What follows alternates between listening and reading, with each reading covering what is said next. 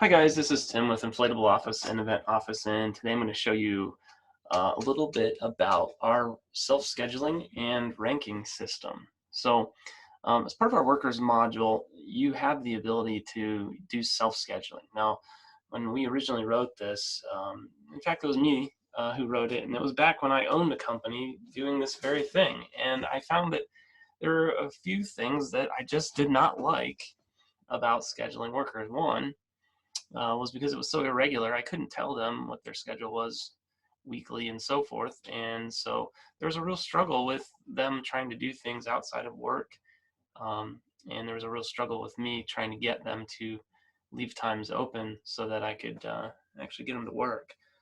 So I ran into a couple of those problems and I decided to build myself a system. And this was back in 2004, around that time frame. And one of the other things I really didn't like was them calling and asking when they worked because they forgot. We also wanted a way for them to be able to see what their schedule was.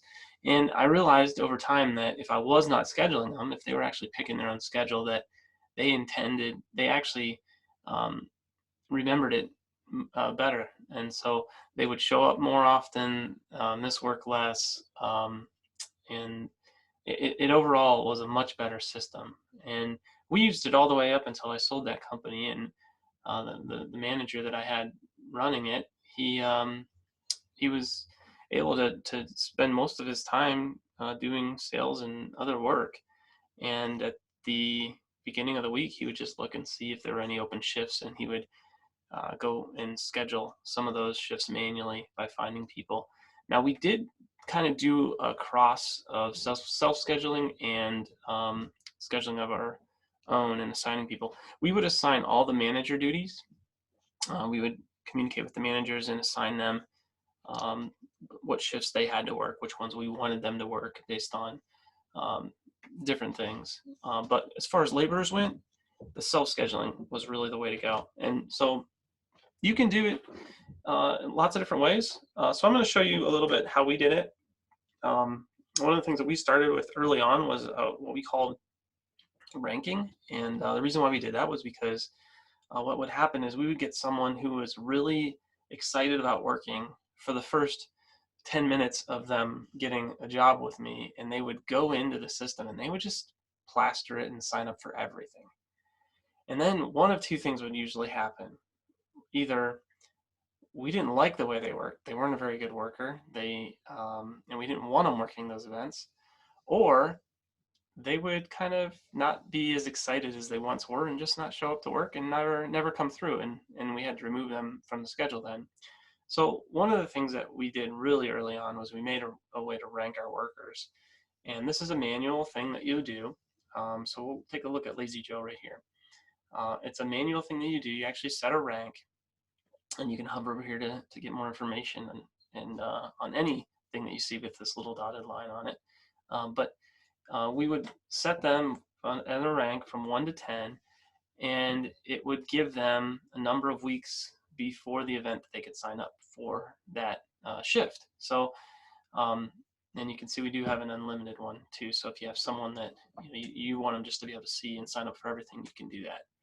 But we would always put our new guys in this first rank. They'd only get 2 weeks ahead of time, and all of our other guys would be up in these other ranks, and they would be able to get the majority of the shifts. So if I had someone I really liked, I'd put him up in this one of these high ranks over here, and that would ensure that he gets first choice basically over everything that's on the schedule. So that's how we did it, and it tended to work really well. Our people that were excited, that were new, that needed work, um, if they really worked hard, they could get on the schedule and fill in kind of the holes that we had in our schedule.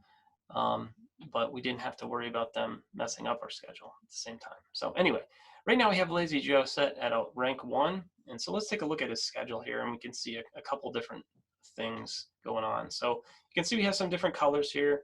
Available is blue, not available is red, and assigned is green. So let's take a look at the assigned one. So in the assigned one here, this is Lazy Joe's assigned shift right here, and you can see right now we have a bunch of different options for him. You can turn each and every one of these on or off depending on how you want to do it. And just to go over request off, what that means is when he does that, if he were to do that, first of all, the manager would get an alert based on the alert that whatever email you want it to go to. And then also every employee that you have in the system that met the requirements, like the position requirements for that position, would get an email saying, hey, Lazy Joe is requesting off, and Lazy Joe can put a reason in when he requests off. Would you like to take the shift? And if they take it, then it's theirs. But until then, Lazy Joe is still on the shift, and he's made very well aware that when he requests off, he does not get the shift off unless someone else takes it. So it's his responsibility to find somebody else who is capable of taking that shift from him. So in this case, we assigned Lazy Joe manually to this, but it'll look the same when he assigned himself. So let's just look here at this one that's not available. This one's not available, and you can see it's not filled in yet. Nobody has signed up for this shift yet. We currently have Lazy Joe set to be able to see shifts that are not available to him. That is a setting that you can change so that he doesn't get his schedule cluttered with that. It just depends on how you want that set up. But basically, this is not available because Lazy Joe does not have that position. So the position here happens to be manager, and we don't have it. Oh, I'm sorry, it's driver. And he is not assigned to the driver position. So that's why he's unavailable, or that shift is unavailable to him. Similarly, if we were to set up our safety stuff, InflatableOffice, Event Office has safety testing, and you can assign different equipment to different test content, and then you can assign positions for the different equipment. And if for some reason Lazy Joe has not taken and completed that safety test, he would then not be able to operate that equipment, and so would not be qualified for that position until he did so. So that's another reason why it could show unavailable.